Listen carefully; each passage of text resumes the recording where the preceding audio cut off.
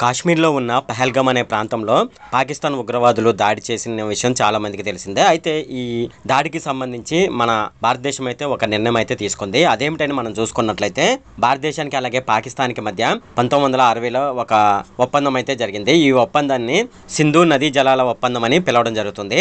అయితే దీని ప్రకారం ఏంటంటే ఈ రెండు సరిహద్దుల్లో 6 నదులైతే ఉన్నాయి. ఈ 6 నదులకు సంబంధించి పశ్చిమ నదులైనటువంటి సింధు, జైలం, చినాబ్ పాకిస్తాన్కు ప్రధాన హక్కు ఉంటుంది అనమాట. అంటే ఈ నదులకు సంబంధించి వాటర్ని పాకిస్తాన్ అయితే వాడుకోవచ్చు. అలాగే తూర్పు నదులకు సంబంధించి రావి, బిఎస్, సట్లైజ్ అనే నదులు అయితే ఉన్నాయి.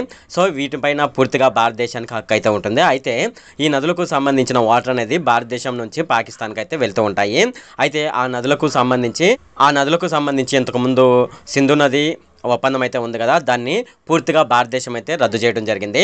భారతదేశం నుండి పాకిస్తాన్కి వెళ్ళే నదీ జలాలను అయితే పూర్తిగా ఆపివేయడం జరిగింది. ఇది దానికి సంబంధించిన వీడియో.